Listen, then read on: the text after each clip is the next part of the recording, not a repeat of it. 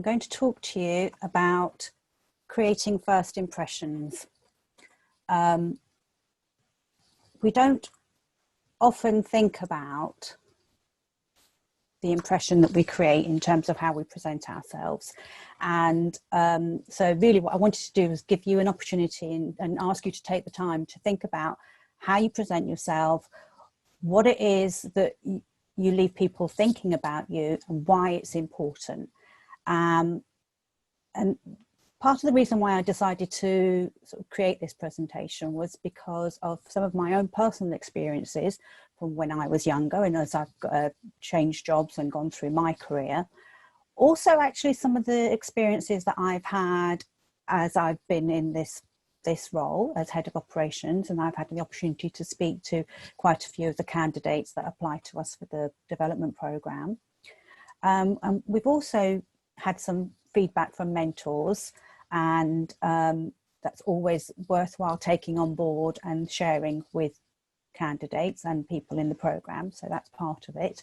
And also something that Maya Angelou said, and I'm going to come back to that a little bit later on. So some of the things I want you to think about in terms of how you write. So I know I can give you an example. I've had some emails from people that call themselves all weird and wonderful things like Batman or Cool Star, or various, I'm sure you can imagine various names. Have a professional looking email address, preferably your first name and your last name, so that when people get an email from you, they know straight away who it's from and who they're dealing with. But don't treat your emails as if they're a chat on a text message or in Instagram.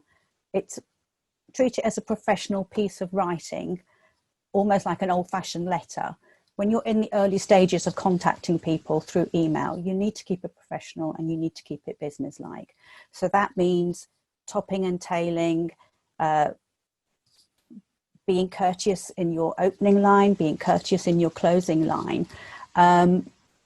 Professionals that you're writing to, they're not your friends.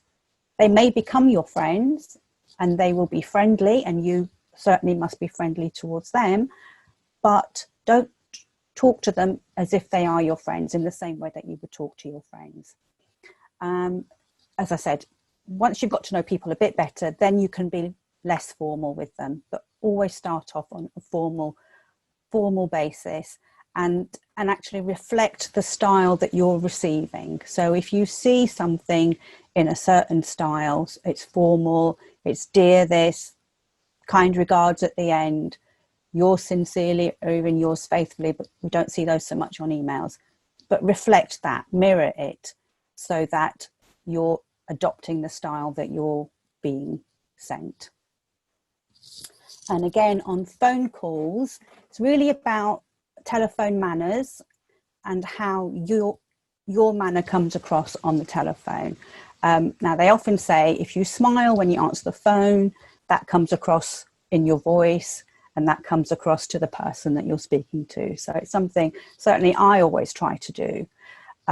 It's also important to listen when you're on a phone call, especially if it's a long one and it's possible that you could lose focus or you could lose concentration.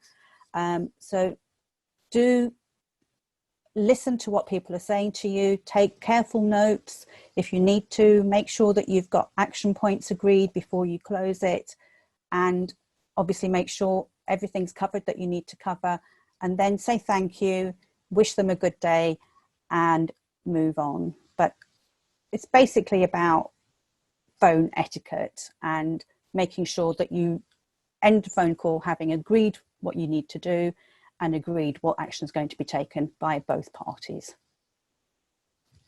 So Hjalti presented you with 5 Ps. I've got a few more here for you, and Qs as well. So with your phone calls, if it's a planned phone call, it's an appointment. So you need to have put a reminder in your phone and you need to treat it like a formal appointment. So that means being ready to answer the phone at the time that you're expecting a call. And if it's important to you, if it's a priority, then the way you answer the phone is really important. So quite often you might answer the phone to your friends, as you know, in a really, really informal way.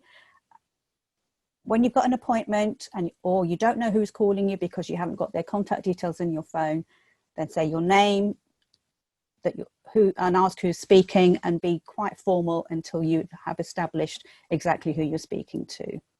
As I said, put reminders in your calendar so you know that you've got an appointment coming up.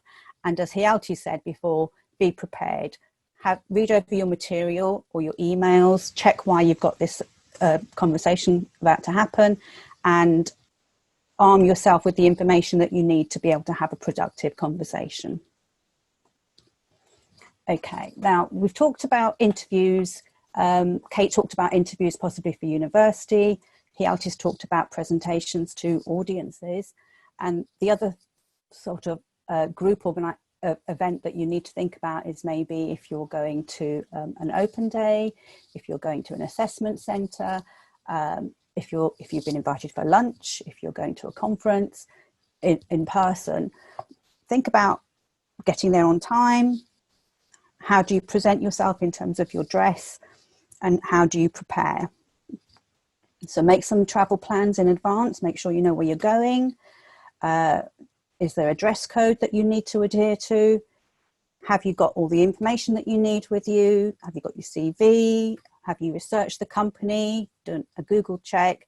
Have you prepared your answers for an interview? The STAR format is one that I often recommend to people when I speak to them, which is situation, task, action, and results. So think about, when you're preparing for an interview, about situations that you've been involved with, the tasks that you were completing, what the activities were that you completed, and what the results were. And then that way you're prepared to give answers in a nice flowing way when you've got an interview, and don't forget to rehearse those so that you know that you're going to think of all the responses at the right time. Always have questions ready. It's really important, and I'll explain a little bit more about that, but it also demonstrates your interest in wherever you're going, in the job, in the company, in the people that you're speaking to. So it's really important. It's quite hard sometimes to think of questions, so maybe think of 4 or 5. If you're in a group setting, somebody may have already asked some of those questions, so have a couple up your sleeve just in case, or build on somebody else's question again if you're in a group setting, and maybe or ask somebody to clarify what they meant by their previous answer. That's always a helpful one. And this last point is, there's no such thing as a free lunch. So people will always be watching. That's why I put, have your show face on. You're always performing. You need to be performing at your best, and you need to present yourself at your best to give your best impression.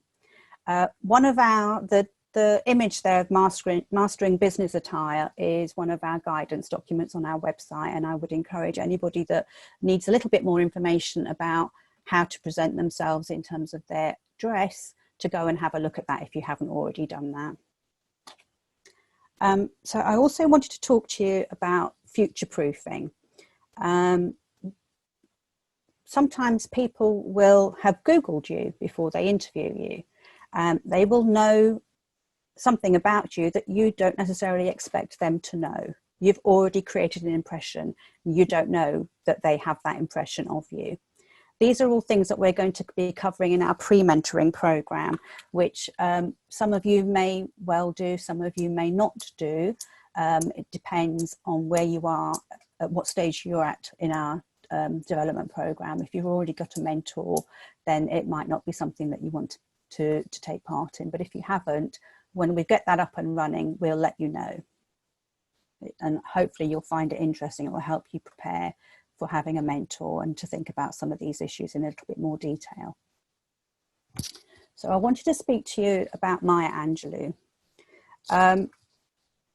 One of the things that she said was, and I'm going to read this, "I've learned that people will forget what you said, people will forget what you did, but people will never forget how you made them feel." And the reason I wanted to use that quote, and it's one that we've got in one of our character cards in our young leader model, is that she basically, if ever anybody makes you feel bad or uncomfortable, you do tend to remember that. And you might forget what they've said. And I said to you earlier on, think about how you speak to people, think about what you say to people and what you write to people. And now basically I'm saying people will forget that. They may well forget those small details, but they won't forget how they felt in themselves. And essentially, really what you want the feelings to be when you have any sort of interaction, for an example, in an interview, you want them to think that you're a team player. You want them to feel respected. You want them to feel important. You want them to feel that you've cared about what they're telling you. And you also want them to feel that they want to know you. So there's a little acronym there. It's a trick. So the trick to leaving a good impression of yourself is to think about how people will feel about you when you've gone.